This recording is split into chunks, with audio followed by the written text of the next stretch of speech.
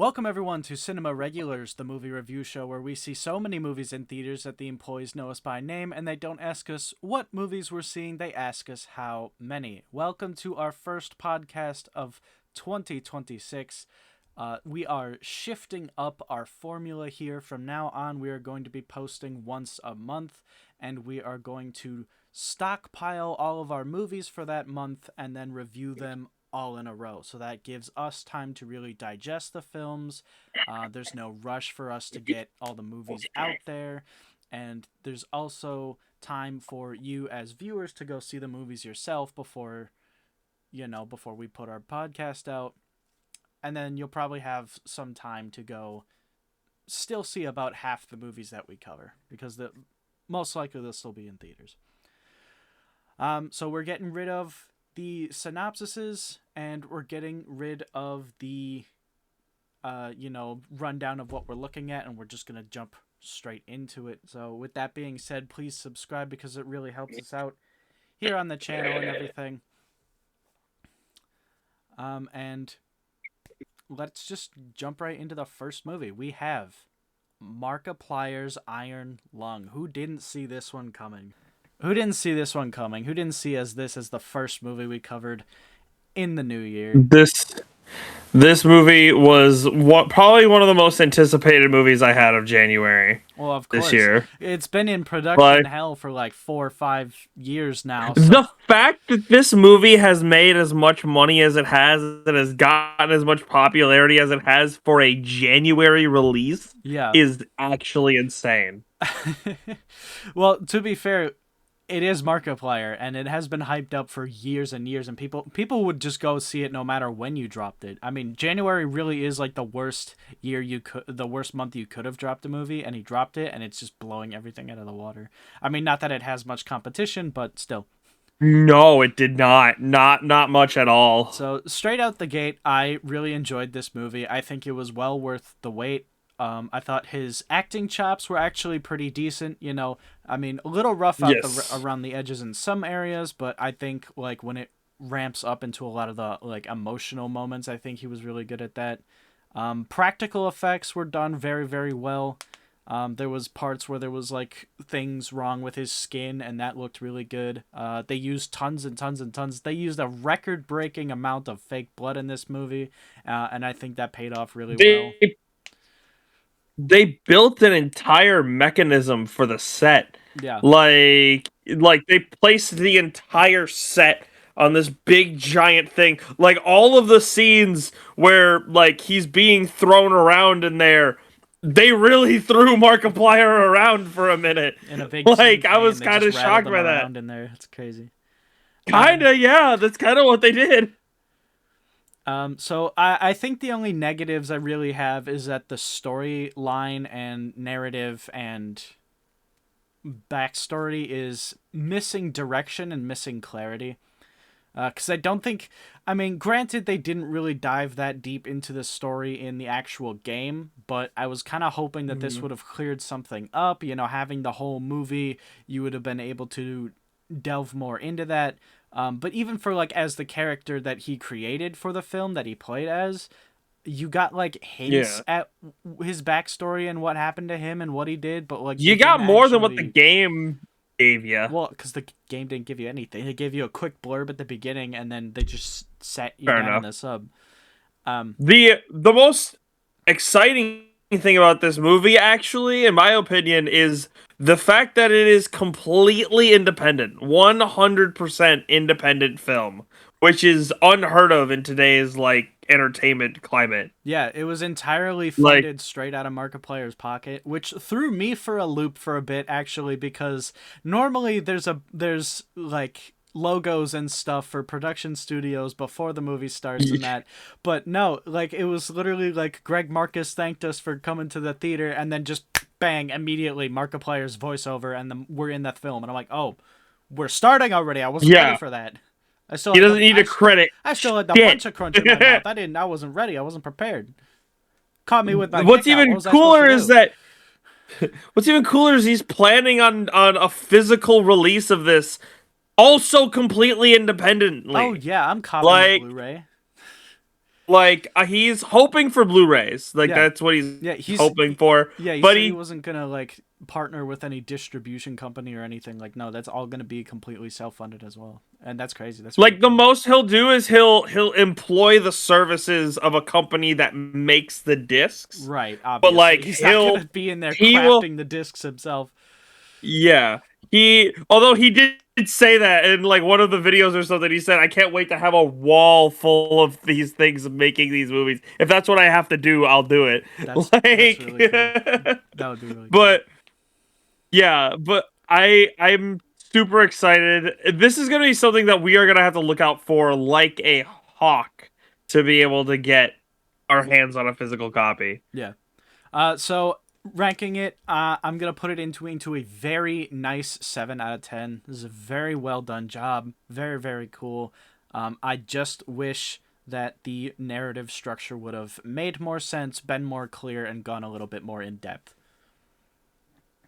I actually gave this an 8 out of 10. I quite enjoyed this movie a lot. I thought it was very well done, and it's kind of retroactively made me want to go and watch more of Markiplier's just content, just straight up, Yeah. because You should watch I'm his like, Iron Lung dang, video. I should. Like he puts a lot of heart into everything he does, as if any of the With Markiplier series were any indication as to how much he puts into anything. It's true. Moving on to our next movie of the night, we have The Bone Temple, the follow-up movie from 28 years later. Boo! Boo! Yeah, Oh, the Boone Temple. yeah. Fucking This was quite a stinker. So much so that I had diarrhea after the movie, and I blamed it on the movie. Genuinely, I believe it's that movie's fault. Like that happened. I don't know how this movie connected to Bone Lake, but like It didn't. No. I No. no, So this movie was right garbage. right. So like where the last one kind of like had a an ongoing thing. He's taking his sick mother to the only doctor anywhere on this island. Had some big epiphany about death or something, and then went back and did whatever. Like, the first one was serviceable. I don't think it was anywhere near the first or second movie, but it was okay. But this one, however, it was half of it was focused on the bromance between the doctor and the giant zombie alpha thing, where he was trying to like. He wasn't even trying at first. Cure him? He was just fucking doping him up with fucking opioids and shit, and then he's like, oh, what if we can cure you by giving you a lot of drugs, and then that was half the movie. That was the solution to everything. That was the interesting half of the movie, was giving the zombie drugs. Yeah, the most interesting character in this movie was a zombie where half of his lines were him screaming. Yeah. So Yeah. Interesting how that works. They also we also know whose fault this is. Go ahead, Kellen. It's Nia DaCosta. Know whose fault? As soon as I saw Nia DaCosta's name on this movie, I knew this is gonna be bad. As soon as I saw this movie was coming out in January, That's a bad sign. And then it came out in January, and I'm like, oh, we're cooked. It came out in January, 6 months, not even 6 months after the last one, I think. Yeah. Like, not great. Like this is the January for franchises dumping a movie they have no faith in. Yeah, well, that's just the month. That's just every January. But the true, but like usually that's where they throw a normal movie. This is like movies in franchises that they are trying to bring back and are just like, this is shit. Scrap it. Throw it in January. Like. So the bad half of the bad movie, because they're both bad, but like one was less bad than the other. But the one that was way worse was Jimmy and his cult of little Jimmy Lits. And go ahead, call them what you want to call them. The Blonde Ponce Gang, and because that's just what they were. They were just Irish. They were just little gay little Irish twinks running around being fake Satanists all the time, and they would just show up at a place, kill a family, and then show up at the doctor's bone lab, and then Jimmy goes down there and he literally pulls the old cartoon plot cliche that fucking so many cartoons have fucking did it, because fucking uh Kappa Mikey did it, fucking Dude, every show Lilo has and done Stitch this, did it. honestly. Yeah, Lilo and Stitch did it, Kappa Mikey did it. I'm pretty sure fucking millions of them have done it, but it's the same trope where it's just like, hey, I've been lying to these people, and now they're here, so I'm going to need your help to kind of, can you pretend to be, X character for me, so I can convince them that I'm successful, or convince them that of whatever. Can you help a brother out, kind of thing. They've done that so many times. Yeah. And and then he does a fucking Iron Maiden show for him, pretending to be the devil, I and then he kills him, and then the end.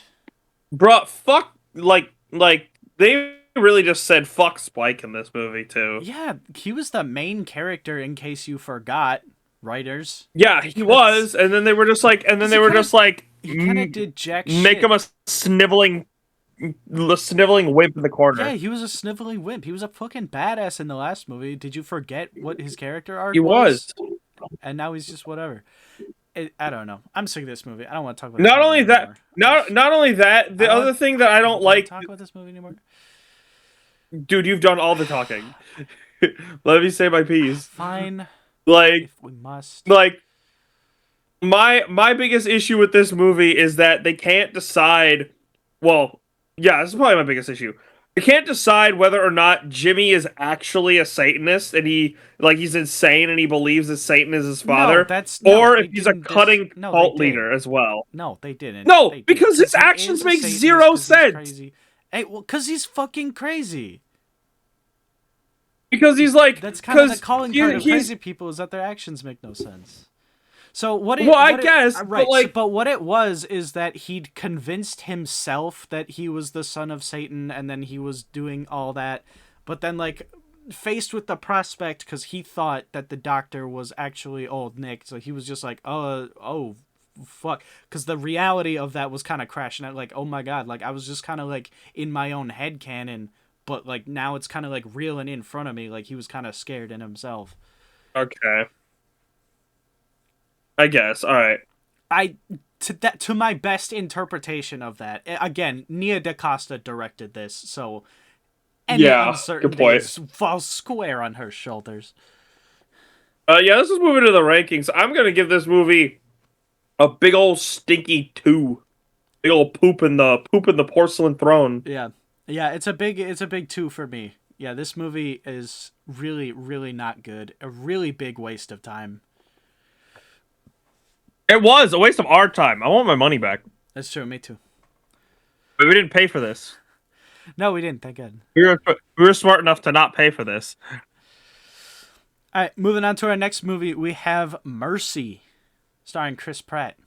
Now, yes, I'm actually a big fan of the Searching and the Missing movies. Like, those were both really, really good. And it kind of took a similar angle as those ones. A lot of people are comparing it to the newest War of the Worlds with Ice Cube, because it takes place like behind a computer screen and it's all screens and stuff.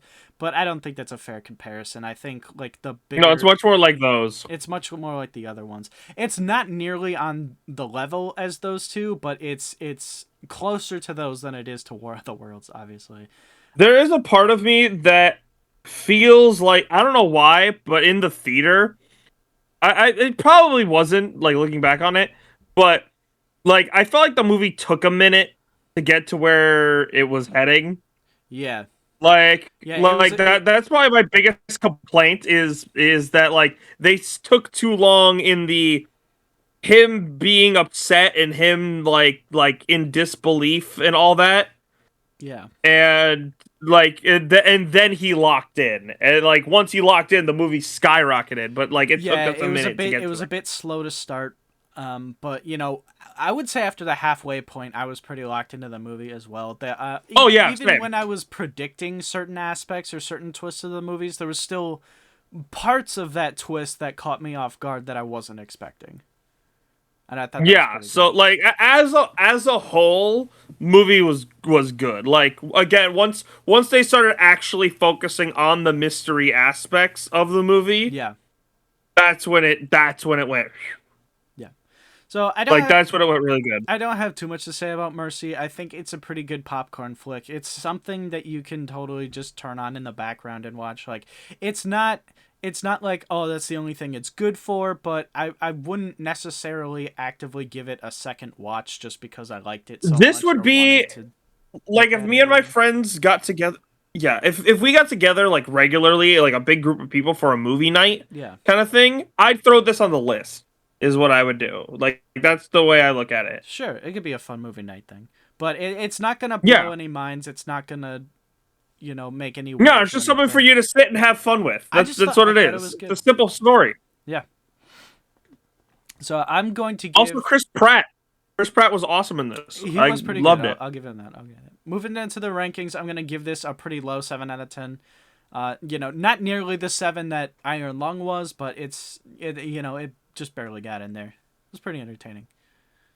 Same here. I'm also giving this movie a 7 out of 10. It's that step above where like I put pretty much every action movie Dave Bautista's in these days. Like it's just a little more than just an action movie, and like the twists were enough where I was like, all right, this is yeah. Nice. Moving on to our next movie, a huge surprise this month. We have Primate. Yes. Primate was a delight. I was not expecting it to Yeah. actually be A, this good, or B, this gruesome. Because, I wasn't expecting it to be good full stop. I was expecting it to be fun bad. yeah, That's like yeah, I was that's kind where I of was at. feeling the same thing. I saw it that it got great reviews. And the trailers that they were putting out were more focusing on like audiences' reactions to it, like saying, "Oh, it's the most shocking and startling and scary movie in forever." And I'm like, "All right, I'm kind of immune to jump scares as it is. Even Like Isaac knows that he'll back me up. Is that like I rarely yeah. leap in my seat. Like it's a once in a blue moon I will if it Yeah. really catches me off guard or if it's done well. But with Primate, I wasn't expecting anything crazy. I wasn't expecting real. Little did I know that I was gonna be immediately proven wrong within the first 2 minutes of the film. That opening scene is just Yeah, absolutely crazy. this movie came out the gate and just like put you in a chokehold and then went, "You know what? I overreacted a little bit. Let's take a break for a minute and let's set this up properly." Yeah. Like like it was like the movie grips you and then you're just like and then it's like, "So, how did we get here?" And then it takes like another like 20 minutes to get to everything, but then once it gets back there, it's like, oh, Yeah. like it's actually I like it's a simple premise, but it's really well executed. Yeah. So I think the kills and the effects were done really well. However, the only aspect of the movie that I think is lacking a whole lot is the narrative tools that they use. Because they really fumbled the Chekhov's gun here. Just off the top of my head, two instances is the love interest guy, because he's like a longtime friend of the main girl, and a friend of a friend is coming over, and he's kind of like cozying up to her, to this other girl, and then the main girl is kind of just like, "Oh, but I liked him," like teenage love drama stuff, right? But before like Yeah, like any setting up like a love triangle thing or yeah, they something were setting up later. kind of like a love triangle, like I like him, but he's kind of liking on her kind of thing. But before anything can even come of that, or before anything can even be made relevant, or like any action at all can come out of that, he's just dead. Like, they just kill him. Yeah. Like, I mean, congratulations, you got me, like, relatively invested in the character with that, but, like, you didn't, there was no payoff to any of that. You just killed him and took him away, and it's like, oh, I Yeah. guess he's gone now. And the other thing was that the main girl and her best friend had, like the two halves of a heart necklace, like they're like the best friends forever necklace things. And I thought they were going, and they showed them like 3 times, them putting them together. They did that like 3 times in the first half of the movie. Yeah. So I was expecting like, the monkey's gonna come back and he's just gonna like throw like the necklace in to show that he killed her, or she'll stumble across her friend's body and then she'll like rip the necklace off and like take it as a memento or something, or like you suggested, there would be like a few months later at the funeral or something and she's wearing both halves. But no, Yeah. they put a lot of like focus on their little necklace things and then they just kind of just throw them away. Like they don't really do anything with that at all. Yeah, what I like about this movie is while there is issues with those narrative devices, I really like the narrative way in which they set up uh the monkey even being there in the first place. Mm-hmm.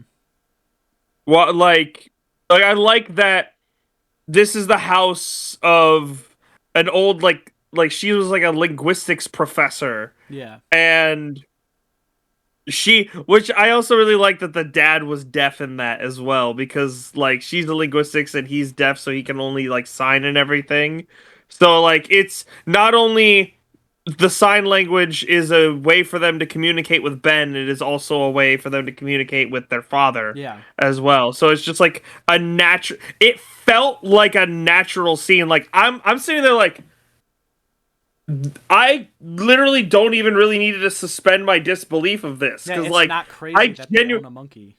I honestly believe that this is a real thing. That I wouldn't be surprised if you told me there was someone that did this already. Yeah. That there's someone out there like with this exact scenario. Yeah. Like minus the killer monkey, but No, but no. that was very smoothly explained over why they own a chimpanzee as a pet. Exactly. So, but that's really all I got for this. Yeah, moving into the rankings, I'm going to give this a really impressive 8 out of 10. I thought this was a really, really good start horror-wise to the movie-going year. Yeah, I agree with you. I'm also giving this movie an 8 out of 10. This was very well done, very like good effects. I even had to leave to go to the bathroom for like 5 minutes at one point, and I came back and like it was still had me gripped. Like it immediately after I came back, something happened, and it's like, oh yeah, we're here. Yeah, okay. Like, dang. Moving on to our next movie of the night, we have Greenland 2. Now, fair warning, Isaac and I just watched the first Greenland hours before watching the second one. Mainly because we had never even heard of Greenland before. Yeah, we were just like, oh, there's Greenland 2 coming out. Better watch the first one. And then we were like, we have hours to do so. Let's get cracking on that. Yeah. We watched it, and the first Greenland movie, actually really good. Like, it's a 7 out of 10 movie, Yeah, in my solid opinion. 7 out of 10. Very, very gripping. All the characters were really good, but we're not here to review that. Absolutely. All the characters were really good. Yeah, even King Batch. Even King Batch was good. But Greenland 2, however, falls really, really short, actually, because first out the gate, they forget how time works. Because in the first movie, they apparently also forgot the movie. Yeah, because in the first movie, they make it very, like, they say it several times that the son is 7 years old. Like, they bring it up, like, multiple times that he's 7 years old. And then they get to the bunker, and then in the second movie starts, they said it's been 5 years since the first movie, and now the son is 15. I'm like, that's not how years, time, or sons work. Well, yeah, even if you take into account... Works. Even if Even you if you take into yeah, even if you like min max everything and say like, oh, you're saying years as in like, you know, calendar years. So even if you got there at December, or like you like stretch that out to all possibilities, it's oh, almost it his was almost birthday. his birthday, Even if and now you it add was in, just his birthday. Even if you do all that, and, that's still not gonna add up to 15, bro. and even if you add in the 9 months they were underground before they came out from underground at the end of the first movie, that still doesn't give you enough time. Exactly. Like, Exactly. That's not how numbers work, man. And then that's also not how diabetes works, because no, it is that not. was the whole Are thing you with the first movie, is that he had needed insulin and he was doing this and that. are you telling me you self-regulated this kid's blood sugar level so well over this many years that you barely need his insulin anymore? I mean, granted, I'm not a diabetes doctor either, but like it was a kind of focal point of the whole movie that he needed his insulin, and then in the second movie they were just like, "Oh, grab your insulin, honey," and then I thought that never was needed to take it gonna the be whole a thing time. later. Never needed to take it at all. And That now was gonna. he's in the Great Valley, and there's no insulin ever. There's no insulin where they are now, so good fucking luck, child. Yeah, absolutely. No, like, there's no salvaging anything where you are. To get here, you had to go through an active war zone. There is no scavenging outside of this. Like, also, the thing that Kellen liked to say is that, fuck everyone who wasn't a member of this family, apparently, in this movie. Yeah. Anyone they met died. Any tag along, any like, oh, you must, oh, hi, welcome. My name is, doesn't matter what my name is because I'm dead now. Thank you. They are a walking plague, Yeah. this family. Everyone they come across or everyone they brought with them fucking dies. I went to the bathroom. Only one that I went to the bathroom, came back, and I said, "Hey, what did I miss?" And you were like, "Oh, that doctor lady that was with them got shot and died." And I'm like, "Oh, well, yeah, of course, because she's not, part completely of the main unceremoniously, family." by the way. Like, by the way, completely unceremoniously, were just driving, and then they were starting to play like car games and stuff like that, and then all of a sudden, like, a bullet comes from outside the van, kills her, and she's dead. Like, not even like shot in the side or anything. Green. Bullet I to the spy brain. something blue. I spy something traveling at 375 miles per hour. It was just like that. It was just like, oh, what a coinkydink. So but sorry. they Now just she's started dead. playing car games and everything, and then she's boom, just dead, like, immediately, and I'm just like, that's whatever. Well, I knew Like, you it weren't was just surviving, lady. exactly the only person they met that survived them after joining them was the love interest for the son, and at that point she's gained immunity. Yeah. Well, the dad So passed it on to her, so. that was another thing, is that he's a structural engineer. Why are we sending the structural engineer out to go and, like, scavenge for things? Why are we Like sending had. why are we sending 50-year-old Gerard Butler to go scavenge for shit? You don't have anyone in better shape to go do scavenging work? I'm just. They literally had, like, soldiers. They showed they had soldiers. I don't know, Still, man. like, I didn't write the movie. If I did, it would have made more sense. that's the problem, is the movie forgot why it existed. Like, this movie didn't need to exist. That's what it is. Exactly. That's the problem. It did not need to exist. Gerard Butler just wanted to be in another movie. Moving on to the rankings, I'm giving this a 5 out of 10. This was a perfect nothing movie. I have nothing good to say about it, and nothing really to complain too much. It just didn't make sense. It was in one eye and out the other, I guess. Started good, that, didn't it? I don't fucking care. I'm also giving this a 5 out of 10. This movie was super mid. Like, I don't think I felt a genuine emotion at all during this entire movie. Like, other than confusion. Yeah. As to why he's 15. Like, other than that, like, Nothing. Just Oh, nothing. Big old nothing. Goose egg. All right. Moving on to our next movie, we have Return to Silent Hill. Now, I want to give a caveat on this movie. Isaac and I have not played the games. We don't know the story of the games. We don't share a long-standing fondness for the games. I am now interested in playing the games. I really want to. But the day before seeing this movie, I watched the original Silent Hill movie, and I watched the second Silent Hill movie, which was not as good as the first one. I thought they were all right. The main takeaway from those two is that I really like the monsters and the creatures in there. I couldn't really care for the story line that much. I mean, some of it was interesting, what I could follow, but the characters were kind of boring. But like, that's not what I was there for. Pyramid Head was fucking awesome because Pyramid Head's always fucking awesome. But I liked a lot of the other Pyramid stuff Head is that they so were showing. sick. I liked a lot of the other monsters that they were showing. So that's kind of what I wanted to. That's baseline what I wanted out of Return to Silent Hill, is for the monsters to be cool. And I gotta say, they were cool. The monsters were really cool. Like the acid chest thing, I don't know what it's called, was the pretty bugs. cool. The bugs were really scary. I didn't like the bugs. Pyramid Head, once again, pretty the fucking spider awesome. lady. Spider lady. I don't know what she was doing walking around with all that ass. Walking? You know what I mean?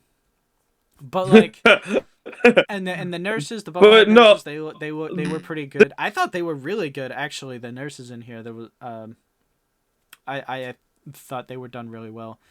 As far as like Go ahead. Sorry, as far as like storyline goes, like a lot of people are gonna be mad, like, oh, it's nothing like the games, and if I was a fan of the games, I would probably like this movie a whole lot less.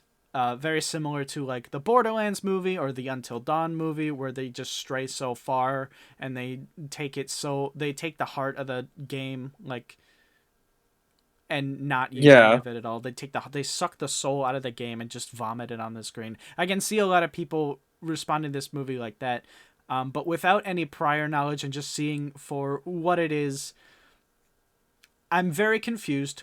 I don't get it. I don't understand it, but I really liked all the visual aspects that this movie had to offer, at the very least. I agree. I loved the visuals in this movie because like 90% of them looked like they were actually ripped out of a video game. Like the amount of this that looked like you just kind of plopped a dude in the middle of a video game level was actually kind of cool. Because like I've never played obviously we said we never played the Silent Hill games, but like from what I've seen of that, and also like it also, I feel like Silent Hill and things like the Resident Evil games have like kind of similar vibes, you know, because where they like have terrible movies. creepy weird stuff. I guess. Hey, really good but games, but terrible movies, and they're just like, yeah, but this was actually pretty good. I liked the way everything looked. I liked the way the scenes would change. yeah, Like it's almost like things are just like taking it in shifts. Yeah. With stuff happening. Like that was kind of cool. And just to clarify, because I can already hear people seething again, this is all, we have not played the games. We have no existing love for the games. We went completely into this movie raw.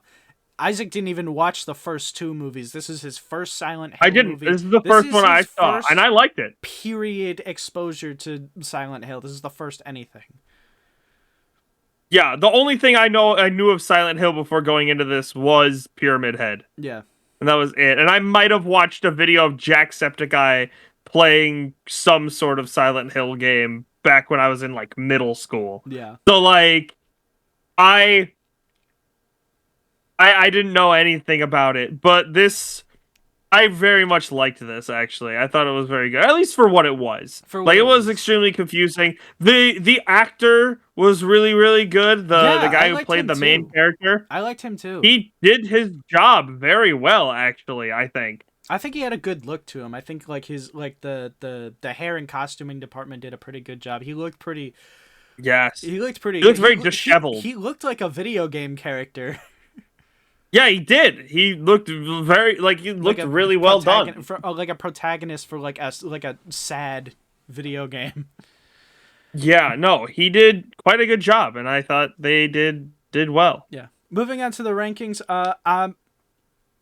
Again, with no prior existing following of the actual games, I'm going to give this movie a 6 out of 10 because I got a little bit more enjoyment out of it than just, pure nothing. So I really did like a lot of all the visual aspects I was looking at. I could not fucking tell you what actually, like, lore-wise or narratively-wise happened whatsoever. Best I could do was guess, and it's been like a week or two after the fact at this point, so I can't even be bothered to fucking remember what I thought happened. But I do remember all the visuals, and I do remember quite liking them. I'm also giving this movie a 6 out of 10. I like I said, it's a good visual movie. I liked I liked that there were physical representations of his girlfriend as well. Like the different parts of his girlfriend would manifest as he went through. Yeah. I thought that was really cool.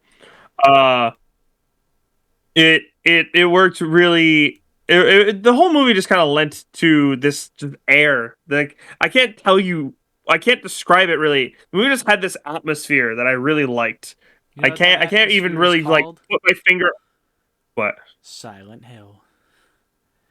Fair enough. Dude, if it was not People would impossible, you as you if it wasn't impossible yeah to get your hands on a copy of the games, I would have bought them and started playing already. yeah. All right, guys, that is the end of this portion of the podcast. The next portion you're about to see was pre-recorded about a month ago and is after we had me, Isaac, Merrick, and Alex had just gotten back from another movie we were watching. And that is before we decided to change up how we were doing the podcast here. So it's going to be a bit longer, that portion. So enjoy that. But in case we didn't do a sign off there. Yeah, in case we forgot to do a sign off in the upcoming segment here. That's a wrap. Roll credits. For our next segment, we will be talking about the newest release out of G Kids, All You Need Is Kill. Now, this is based off of the same book that the movie Edge of Tomorrow was based off of. But this is taking it back to its anime/manga roots. Merrick actually went and saw this first and was so completely blown away by it that he had the rest of us, that he brought me to go see it earlier in the day, and I was so blown away by it that I convinced Isaac and Alex to come with us to see another showing of it in a completely different city later that same day. It was so good, I and Merrick went to go see it twice in theaters the same day. See, you skip over the most important part is that it was so good that you decided to kidnap me. Yeah.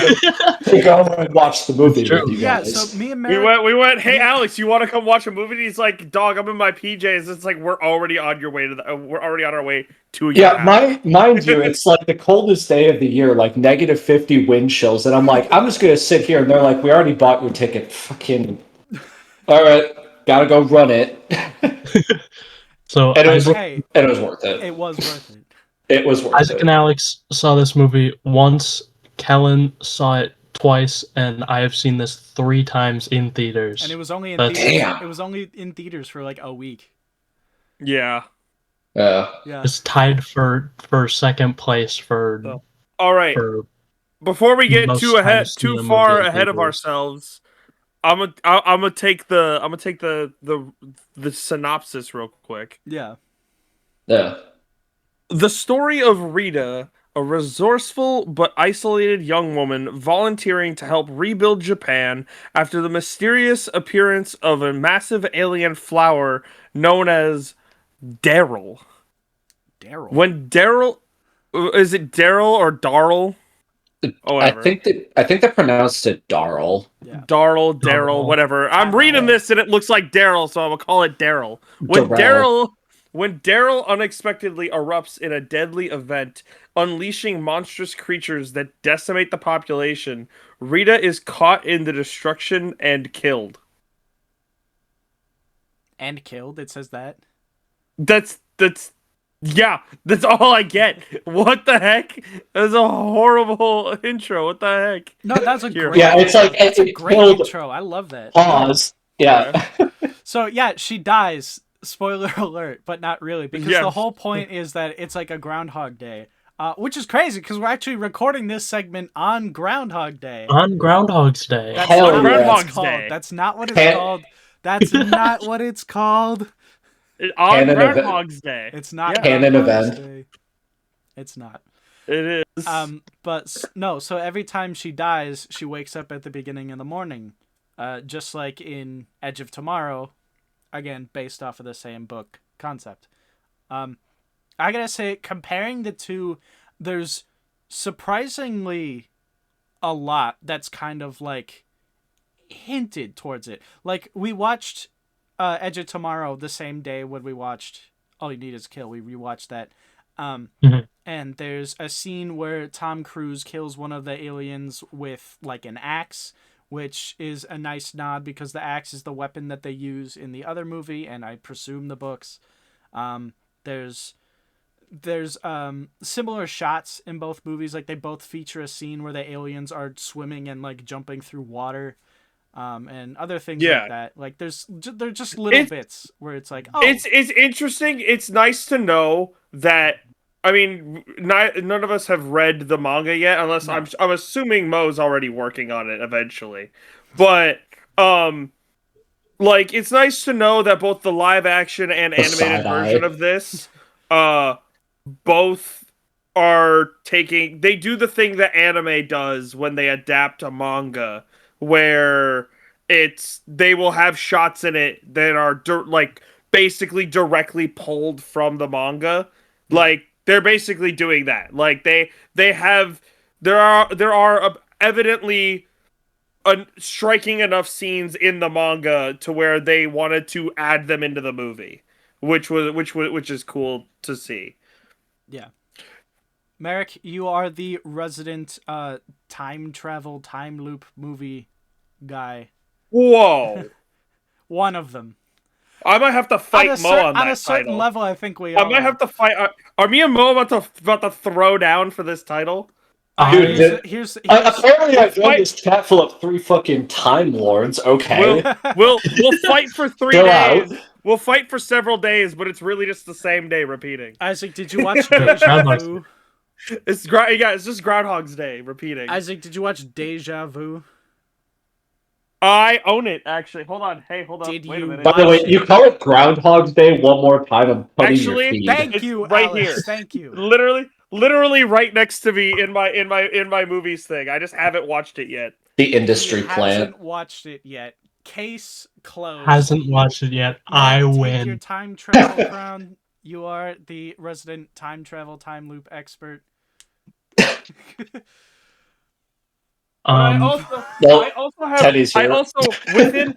I also. Get I also within reach This have is not- source code as Did you well, watch which is source another code? one. I have source code. Get That's it. Cut his feed. Bring in the dancing lobsters. I don't have the time to sit down and watch all these Stop movies it. sometimes. Stop it. All right, Anyway, Merrick, as the official resident time travel, time loop movie guy, what did you think? What were your thoughts? You saw it before any of us. You saw it. That's true. I saw it with people from my work. And I mean, I got invited, and I was like, "Oh, time travel, time loop movie, exactly up my alley." And I went to see it, and I loved it. It was like the combination of alien invasion and time travel is cool as well. I do like alien movies as well. I do like Alien. Pause. Movie. I obviously enjoyed it enough to where I made Kellen go see it on the last showing on the last day. It was in theaters, and then Kidnap me. you, the other two guys, on the last day, last showing of in theaters. We went to the last showing. I didn't know that. That was the last day it was in theaters. That was the last Yeah. day. Merrick and I went to the last showing at the Valley Grand, and then we had to go all the way to another city half an hour away to catch their last showing. Right. Yeah. So talking about like the time loop thing. So I was telling you guys at the theater that this is not a genre that I have a whole lot of experience in, because I had actually just finished a game not too long ago that dealt with like the time loop concept in Stars in Time, I think I was telling you. Yeah. And I like how this movie and the game, because I'm totally not plugging the game or anything.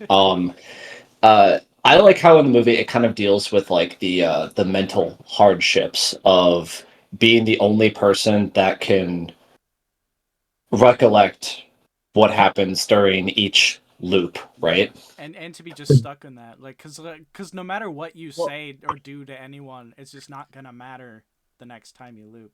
So until midway through the movie, when she has the catharsis of someone else is dealing with the same problem. I loved that scene, that moment. Like, that just struck a real chord with me, because like it was really good. Because here's this girl who's got like this kind of standoffish, like, don't fucking talk to me, I'll do what I want kind of attitude.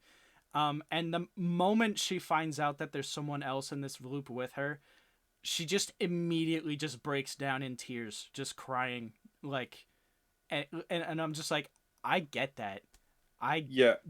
That's so real. It's such a good moment.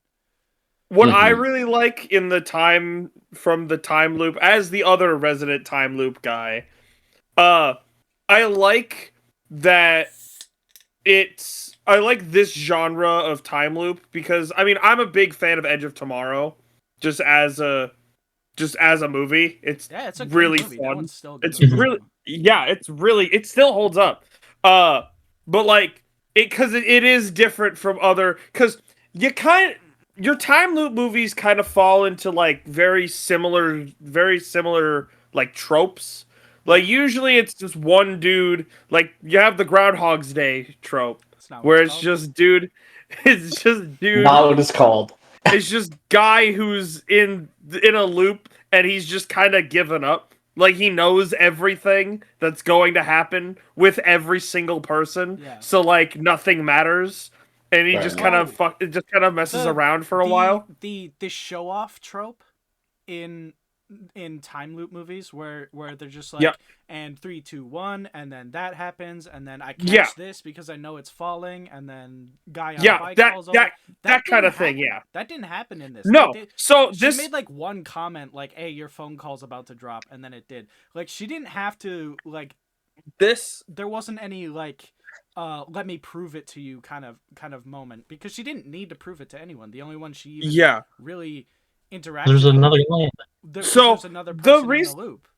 Well, so here's the thing: is that there's one thing in All You Need Is Kill that differs from Edge of Tomorrow. And Edge of Tomorrow, they do a very good job of establishing, without showing you through all of them, just how many times he's repeated the day. Yeah. Like, my favorite scene in the whole movie that illustrates this is when, like, I can't remember what happens right before it, but he's walking back to the bunker and he gets stopped by the two dudes that are mad at him. Yeah. And he's like, "Here, do we really need to do this today? Fine, I will do this, and then I will close my eyes." And then just dodges every single punch that he throws at him. Yeah. Like, that's a very good establishing shot as to just how many times he's gone through this specific scenario just to get here. The thing I like in All You Need Is Kill, though, that it differs from is, while the day is repeating, it doesn't feel the same. Well, Like, it's there's a because couple. the main character is doing different things every day to try and like get better at dealing with the time loop. But Well, that was so shown that's the from the start. but that's the thing though, is that Edge of Tomorrow has the same thing, but after a certain point in All You Need Is Kill, they only show you the new stuff. They don't Well, show you that's that happens a lot in time travel Yeah. or time loop movies. Well, but what I mean is that, like, okay, so in Edge of Tomorrow, the thing is that the enemy knows they're coming, and he now has the power to reset the day. So everything that happens is always exactly the same. But in All You Need Is Kill, that's not the case. Because What do you mean? the one the alpha they're trying to track down, the one that they killed on the first one, it's not in the same spot every day. Right, because It doesn't do the same thing every day. It's still connected. Yeah, exactly. That's where it differs. It differences only in how the alpha works, because it doesn't take the Yeah, power away. because but that's what makes it feel fresh. It's not them like trying to like get to this guy. It's them like every single day they just have to track it down again. Like, it's not like, okay, we know it's gonna be here. It's not. It's every single day they have to go out and find this thing. They know about where it's gonna be, but they don't know exactly where, and then they have to try and kill it with it still actively dodging them. It's not like the other ones where it's, you just memorize everything, which is the time loop trope, is you just memorize everything. Yeah. That's not what it is. It's them they actually just getting better at combat. Yeah, they were just straight up. They did that in Edge of Tomorrow too, where he was training every day with that. But they focused primarily on using the stretch of time that they have that loops over, using that as like training time. Like they were enhancing the jackets as they needed to. They were upgrading the jackets. They were learning how to maneuver in the jackets and the suits and do that.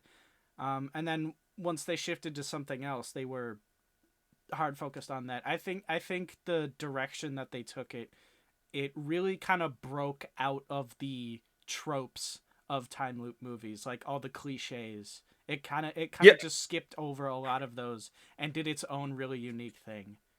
Which was very good. Another thing to talk about with this movie, it's gorgeous as hell. Yeah, I was gonna say, let's talk about the animation.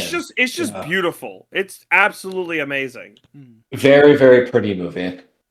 I love that, like, all the water, like, because they have to go over the bridge to get to Daryl. Yeah.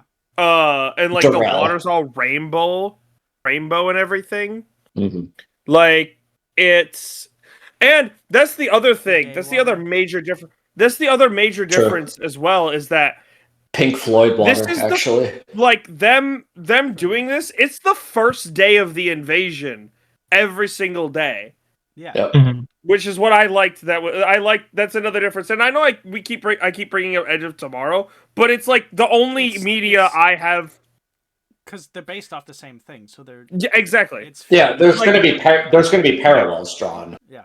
Yeah. So this is the episode excuse for Isaac to talk about Edge of Tomorrow. Yes. And Alex's excuse to talk about In Stars in Time. That's true. Yeah, but like in Edge of Tomorrow, it's like they are mounting an attack to rout out the enemy that they already know is there. In this one, they don't know that these aliens exist until they show up. Until it happens. This is day one of the invasion. It's really cool because by the end of Edge of Tomorrow, spoiler alert, like they succeed, they take out like the head of it, and they wake up, and then the day resets, and he wakes up, and oh hey, the enemy's gone, and they're like that. But in this one, by the end of the movie, the end result is they didn't even know an enemy existed. Yeah. You're like no one had any idea aliens. No one had any idea aliens even existed. Well, that they didn't know that they were there were creatures inside the giant alien flower. They knew that there was the giant alien flower. Well, yes. For the But past what I year. mean is, but what I Yeah. mean is that like they didn't like because they were all they're all volunteers to just kind of chop down the tree. In the other movie, it's been on for a while, so it's like, oh, it's The all other over movie, it's a again. war. And this one, and it's just like, and it's gone. Yeah, The the thing other one, showed it's up, a it was here war. for a This one, year, it's a and now it's gone. research project. And we'll never know what happened. But Exactly, it's wild. no, I think the story is very good. No, it's very movie. good. The character side of this, the emotional story that is told through this movie, beautiful.